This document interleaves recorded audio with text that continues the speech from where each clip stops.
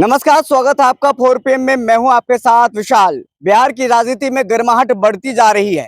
आपको बता दें, एनडीए में कई ऐसे घटक दल हैं जो नाराज बताए जा रहे हैं और वो दल इंडिया गठबंधन में शामिल हो सकते हैं। कौन वो दो दल हैं, हम बात करेंगे हमारे सहयोगी अभिषेक मिश्रा के साथ।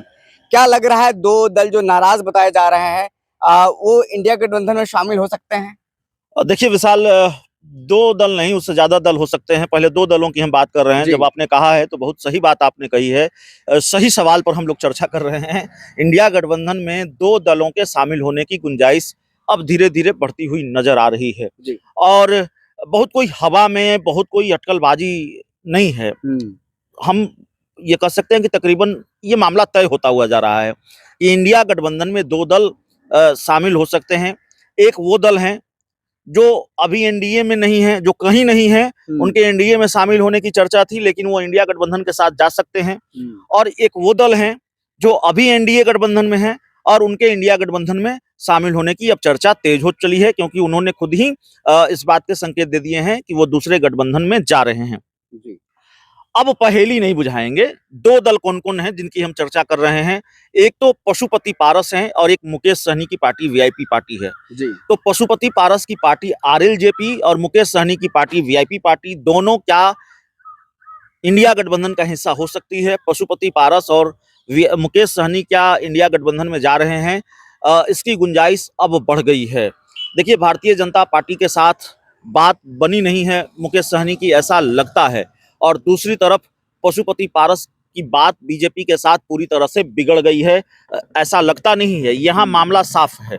अगर मामला साफ नहीं होता तो कल पशुपति पारस खुलकर ऐलान नहीं कर देते। देखिए कल क्या कहा पशुपति पारस ने। उन्होंने बकायदा एक प्रेस कॉन्फ्रेंस की और ये उन्होंने जो कुछ भी कहा है उस वक्त कहा है जब अभी एनडीए की तरफ से सीट बंटवारे का आधिकारिक ऐलान नहीं हुआ है। लेकिन हम भी जानते हैं, आप भी जानते हैं कि सीट शेयरिंग का जो संभावित फार्मूला है एनडीए में क्या है। उपेंद्र कुशवाहा को 1 सीट, जीतन राम मांझी को 1 सीट, चिराग पासवान को 5 सीट, हाजीपुर की सीट भी चिराग पासवान को, और पशुपति पारस को 1 भी सीट नहीं। उनको कुछ दूसरा ऑफर जिसको मानने के लिए वो तैयार नहीं है। तो अभी सीट शेयरिंग का आधिकारिक ऐलान नहीं हुआ है, लेकिन पशुपति पारस ने कल दिल्ली में प्रेस कॉन्फ्रेंस कर दी और प्रेस कॉन्फ्रेंस करके उन्होंने कहा कि भाई हमारे साथ तो न्याय नहीं हुआ। राजनीति में सेटिंग गेटिंग गो का फॉर्मूला होता है, एनडीए को इसी फॉर्मूले पर आगे बढ़ना चाहिए था। भारतीय जनता पार्टी के शीर्ष नेतृत्व को अपने फैसले पर पुनर्विचार करना चाहिए। और इसके साथ ही उन्होंने विद्रोह का बिगुल भी फूंक दिया। उन्होंने कहा कि हम हाजीपुर सीट से चुनाव लड़ेंगे, और सिर्फ हाजीपुर सीट से ही चुनाव नहीं लड़ेंगे, हमारे जो सांसद जहां से चुनाव लड़े थे वो वहीं से चुनाव लड़ेंगे। तो और उसके आगे उन्होंने कहा कि राजनीति में कोई साधु की जमात नहीं होता, हम बस सीट बंटवारे की लिस्ट का इंतजार कर रहे हैं, उसके बाद हम कोई फैसला लेंगे, हमारे विकल्प खुले हुए हैं।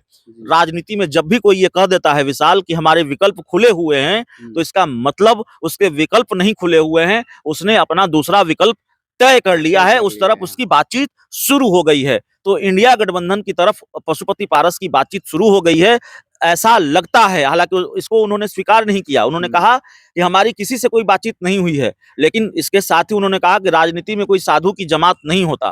तो जाहिर है साधु की जमात नहीं होता तो भारतीय जनता पार्टी एक तरफ फैसला ले रही होगी कि चिराग पासवान को 5 सीट, और पशुपति पारस चुपचाप बैठकर देख रहे होंगे। ये हो तो नहीं रहा होगा, फोन आ रहे होंगे, फोन जा भी रहे होंगे, बातचीत चल रही होगी। तो पशुपति पारस ने तकरीबन ये तय कर लिया है और वो ठीक कह रहे हैं कि सीट शेयरिंग का आधिकारिक ऐलान का वो इंतजार करेंगे। जैसे ही भारतीय जनता पार्टी सीटों की आधिकारिक घोषणा कर देगी, और जो अंदेशा पशुपति पारस को है सीट शेयरिंग का मामला वही होता है। पशुपति पारस को 1 भी सीट नहीं मिलती है, हाजीपुर की सीट अगर उन्हें नहीं मिलती है तो वो अपना फैसला ले लेंगे और वो चले जाएंगे इंडिया गठबंधन के साथ। अब ये बात तकरीबन तय है। अब दूसरी बात मुकेश सहनी की है। देखिए मुकेश सहनी का एक बयान मीडिया रिपोर्ट्स के हवाले से कल आया। उन्होंने कल भारतीय जनता पार्टी पर निशाना भी साधा है। उन्होंने कहा है कि देखिए पशुपति पारस के साथ भारतीय जनता पार्टी ने जो किया है वो कोई नया खेल तो है नहीं। भारतीय जनता पार्टी इससे पहले भी करती रही है और मुकेश सहनी तो इसके पीड़ित भी हैं। मुकेश सहनी ने तो इसको भुगता भी है, क्योंकि भारतीय जनता पार्टी ने तो मुकेश सहनी के साथ भी खेल किया है। उनकी पार्टी तोड़ दी, और सबसे बड़ा खेल तो ये किया कि उनकी पार्टी के विधायकों को तोड़ दिया, सारे विधायकों को अपने पाले में ले आई भारतीय जनता पार्टी।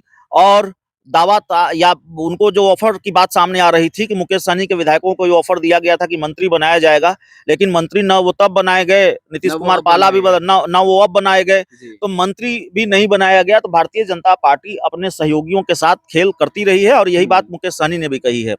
मुकेश सहनी ये कह रहे हैं कि गोलमोल घुमाया जा रहा है। एक इंटरव्यू में उन्होंने कहा कि गोलमोल घुमाया जा रहा है, हमारी बातचीत सबसे चल रही है।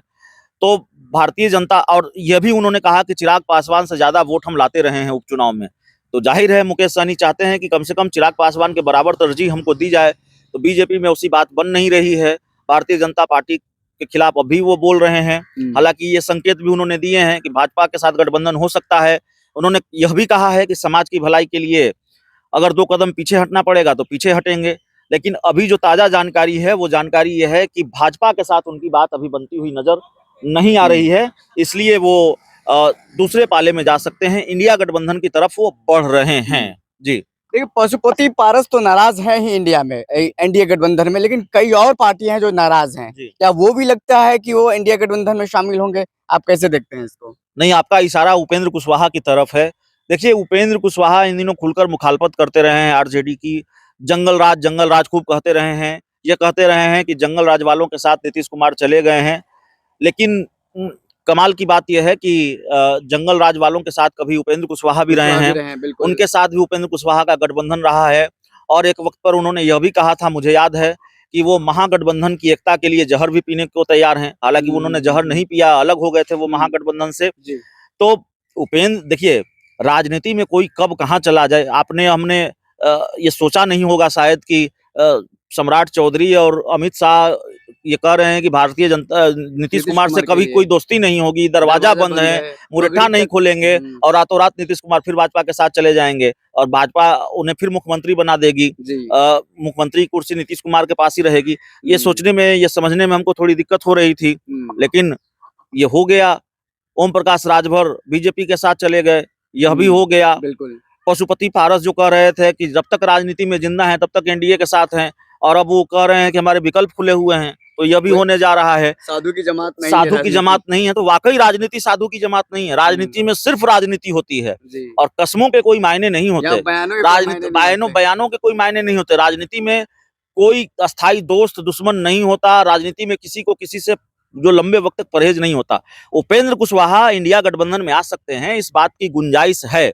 आने ही जा रहे हैं ये हम नहीं कह रहे हैं, लेकिन आ सकते हैं, इसकी गुंजाइश अभी इसलिए नजर आ रही है क्योंकि भाजपा के साथ उनकी बात सीटों की शेयरिंग को लेकर नहीं बनती हुई दिखाई दे रही है।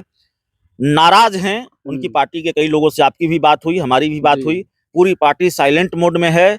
सीट शेयरिंग पर आधिकारिक फैसले का इंतजार है और एक सीट पर तो कम से कम उपेंद्र कुशवाहा नहीं मानेंगे विशाल जी। क्या आपको लगता है जिस तरीके से चिराग पासवान के चाचा के पास 3-4 सांसद हैं, उनको तरजीह नहीं दी भाजपा ने, उपेंद्र कुशवाहा के पास ना तो विधायक ना सांसद, उनको तरजीह क्यों देगी?